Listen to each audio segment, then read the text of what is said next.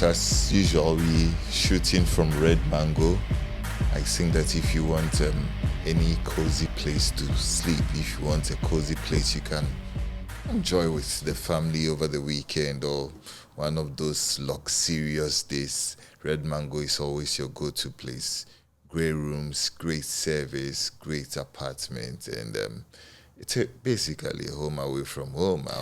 Their food is excellent, Kofi. Maybe Eric Ten Hag needs a room here at He Red. needs to relax Because at Red Mango. Given the heat, we have to reach out to him because the heat on Ten Hag. Okay, so I think between the two of us, you know who best to start to, and I'm speaking on Ten Hag's issue. I think the miracle worker is actually working miracles because in the Premier League's 30-year history, what we witnessed last Saturday... This is a negative miracle. There are certain miracles that are positive, and this is a negative miracle. In the entire 30-year history, what we witnessed last Saturday was one of the worst ever starts we could ever...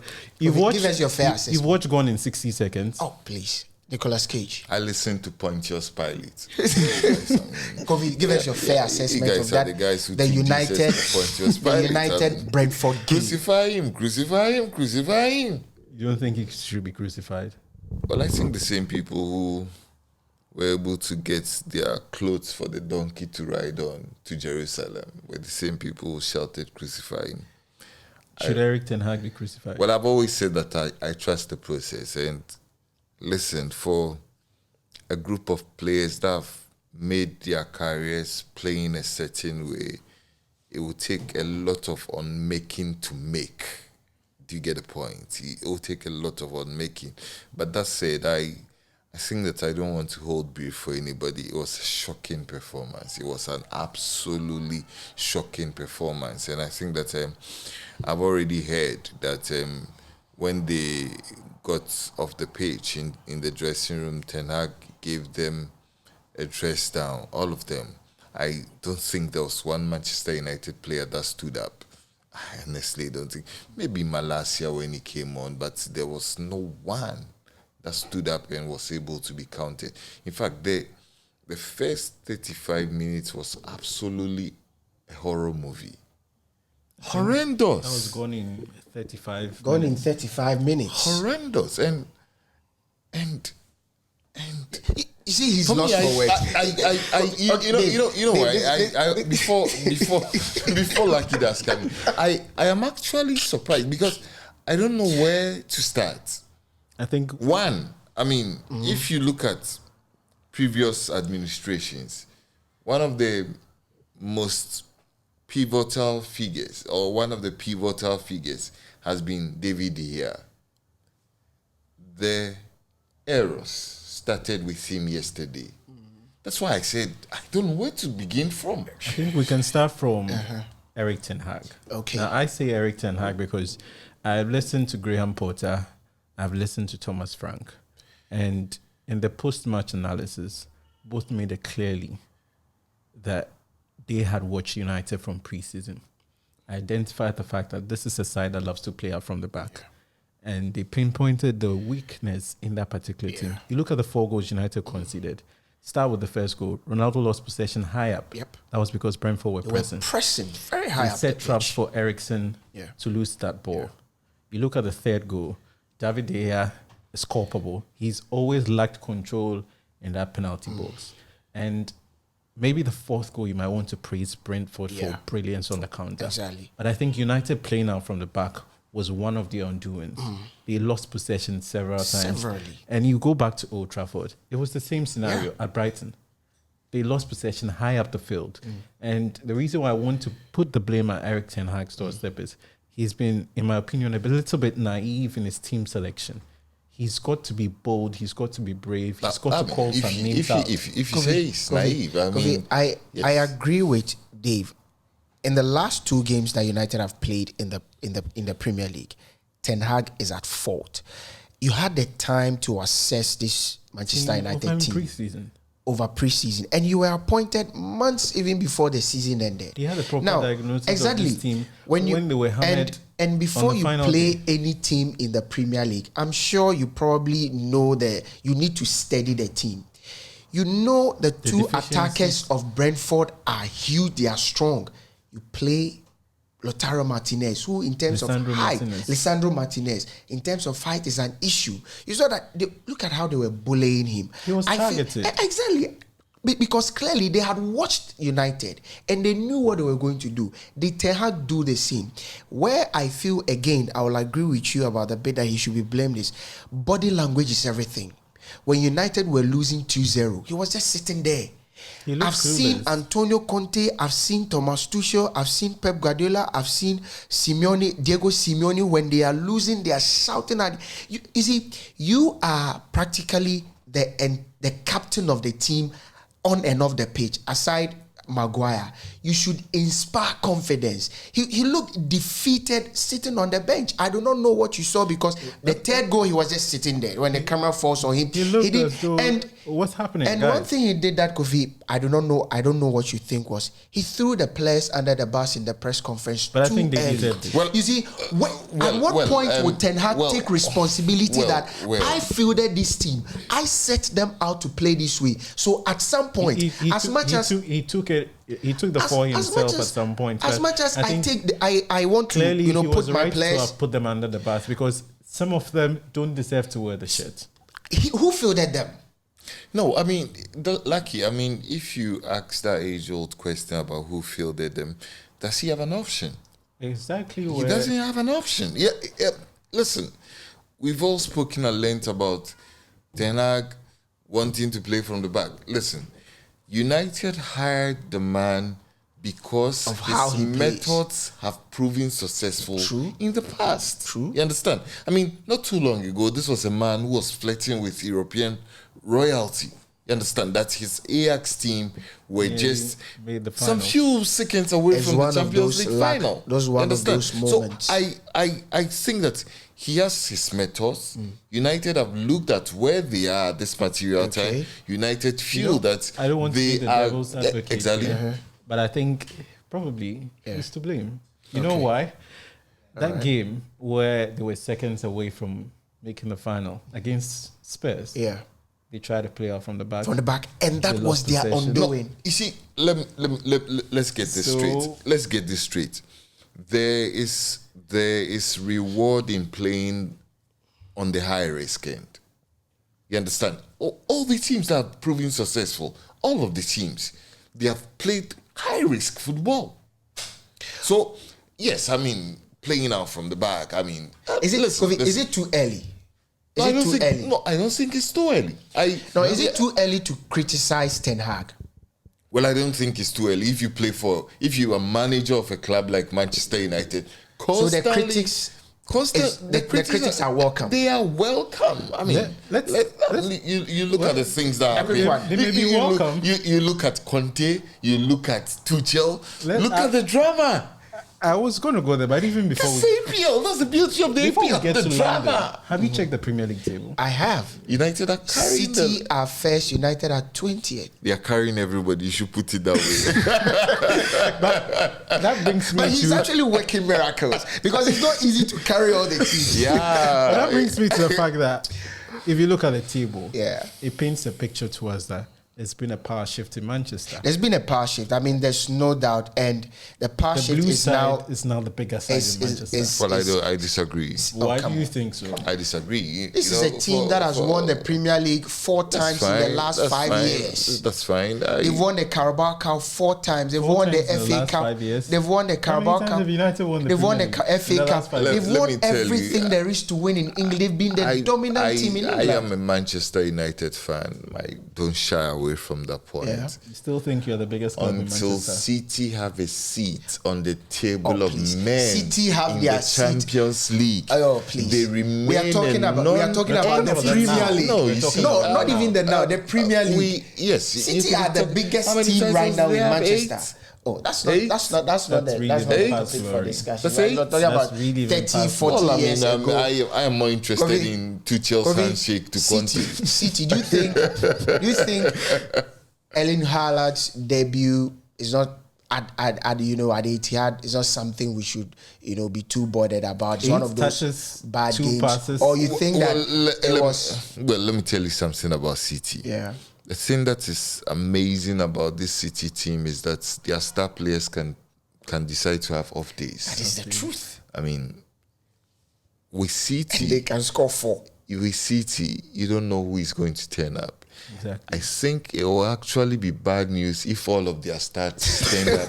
I mean, if all of their stars stand up on a day. Imagine City scoring 4 without Haaland. Haaland. And imagine, okay, now they are scoring 4. Haaland decides to also score. I think it will be bad news for everybody if all of their stars stand up But every I think day. that on the day, what I felt, Haaland, he wanted, yes, the team needs to him to play. score Yes, and all of that. but it's one of those games. It would come, it would happen. There are times where he may have a dry spell for a whole month. But City, like Kofi said, it will not harm the team because even without Haaland, they scored still 99 goals last season. So for me, I'm excited that they are setting the tempo for, hey, catch us if you can. On catch us if you can note, did Spurs convince you that they can be the dark horse in the Premier League? You are the guys who have always told me about Conte. Conte will be the guy to The Spurs convince you. to break Well, the jinx about. You look at Spurs and their recent visits to Stamford Bridge. Yeah. It looks as though almost any time they enter that SW6 arena, they get a mental block. Yeah. Because before you even enter, before you drop off the bus, the spell is read out to you that, hey, we've not won here. We've won just once since 1990. 20 In 37 plus years. visits, our best result has got to be 2018, where we picked up a win. That's the only win. And to look at how they fought back in all of this adversity, on the balance of play, I think Chelsea were robbed. Spurs were not deserving of a point. There's nothing like this team is not deserving. Listen, in the first half, Chelsea were brilliant, and but if you look at the two goals they all set up. They all Chelsea set up in this. conceded, They all they were set. mad in control. Yeah, they all set Dubious, up. They all set up in the same way. The 3-5-2, 3-5-2. But what Chelsea did so well in the first half was neutralize the. And I told you, Kulusevski is the man. Neutralizing in the first half, he was non-existent. literally out of the game. Heung-min Son was non-existent. Kante dominated the midfield, bossed the game. But in the second half, in the first, I think when the game got to about When 60 Conte minutes, switched to a back four. exactly, you realize that that's why I feel he was learning, and he is learning. Well, for me, it will I still see yes. them as the dark horse. Well, they will have one of those. Well, I games think and not one- to cut you. I think that we saw a brilliant game of chess this afternoon. That's what happens when you have two good managers. Top managers. They produced That an excellent swish, at that box office. swish to bring Richarlison was a changed game everything. changer. Changed everything. It virtually disturbed the ecosystem of Chelsea because Very up true. until then, Chelsea Chelsea was were very very comfortable doing what they were. But what they were doing. for me, I think that the biggest currency Tottenham does have is their manager. Yeah. Why do I say so? I look at their manager. He engages in all of the shenanigans on the Particularly what we touchline saw and there. just takes away pressure from the the team. players. That's I mean, true. because if you look at how Tottenham ended the game, they ended the game and then they rented a space in the heads In the heads of Chelsea. You know why? Chelsea will be attempting to do a revenge. Oh, they can't. Yeah. And I They're think not shaped up that this is way. where the psychological battles Exactly. But would the handshake really? I'm talking about all of the handshakes and But hey, Jesus doing all of yeah, the you see, mighty miracles. when Maybe you that's give the back correct to miracle. when you give back to Maybe we need Jesus, to give you know, Jesus to Ten you know, Hag. Gabriel Jesus assisted Martinelli. Martinelli assisted Yes. Jesus. So when you give back to Jesus, he also Gives gives back to you. He's been handing out gifts since he's moved to the Emirates. Saliba. Spare him. We cannot take Saliba out of Spare our him. That was just unfortunate. No, but I think that's one thing that I've come to admire about young players and their evolution has to be their ability to bounce back in game, even when they make mistakes. I mean, Saliba was at fault for one of the goals, but how he was able to recover. Exactly. I think that this is a kid going places. The confidence level for that kid is Arsenal, amazing. it's amazing. I think you've got to rewrite your script about Arsenal. Because you look at the game when that Saliba own goal went through. You have expected that's the point where Arsenal would collapse. They showed great strength. Did you watch? Bounce back. Did you watch how Arsenal actually played? There's a resemblance of City. Why am I saying so? When Arsenal are in transition, they actually become a 4-1-4-1 team, or like a City do play 4-1-4-1, where the fullbacks are literally inverted fullbacks. So we saw Zinchenko practically all the time in the middle. Yeah. And it's when I see us now, it's a reminiscence of whatever City. And that's the reason why it's so difficult for teams to catch them on the break. If you watch that game against they tried using I think they couldn't. It's the reason. So we need to credit Arteta. Well, you've questioned Arteta's competence over the years. Let me tell you something. Well, I think that on the basis of the first two games, you need to give the plaudits to Arsenal, because if this was Arsenal of last season, maybe they would have capitulated. In the next episode, we are serving you humble pie. Which one? Yeah, we'll probably bring humble pie from the restaurant. I think they have great pies down there. But we will bring you humble pie. But you see, Lucky makes that beautiful point about the 4-1-4-1 formation. The best teams in the world today have a way they play. Look at Bayern. Yeah. Look at Barcelona when they were in their pump. Look at City.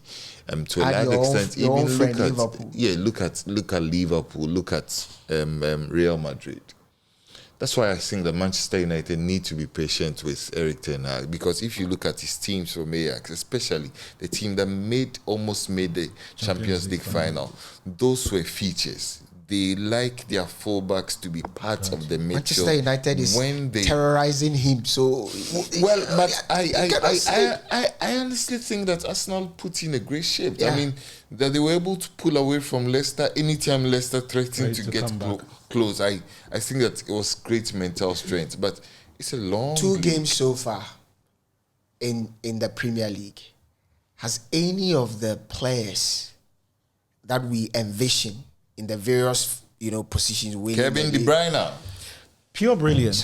Kevin De Bruyne. Did you watch? I listened to his interview on how he scored. He said when he was running, towards the player, he realized that there was no space, so all he had to do was create space by dropping off his shoulder. You see that when he dropped, you don't teach these things. You watch Kevin De Bruyne, and it looks like PlayStation stuff. You don't teach these things. It's like he's rehearsed it over and over again. Let me tell you guys something. It's sad that he doesn't have a PR team that allowed us Ronaldo and Messi, because I always keep wondering why we do not figures assist-wise. We do not talk about him as I feel he deserves. He's been nominated for the European Player of the Year. He's good. Well, the guy is beyond good. Kevin De Bruyne is absolutely amazing. Yeah.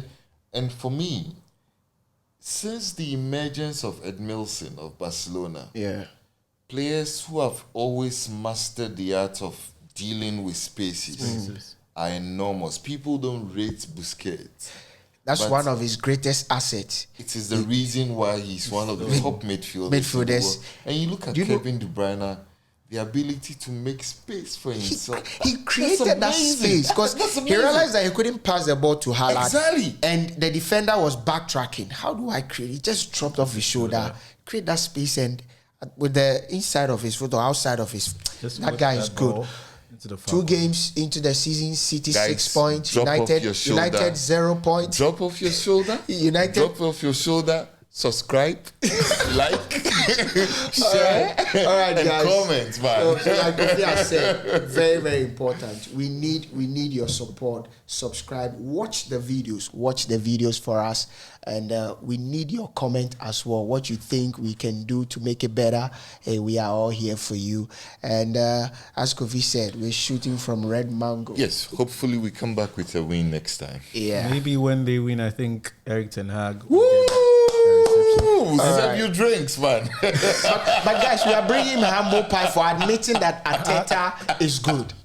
Yeah, we've got to serve him humble pie. We've got to serve him humble pie. And Jesus is saving my FPL, by the way. Oh, okay. I told you I'm not a fan of the FPL. Well, my captain remains Kevin De Bruyne.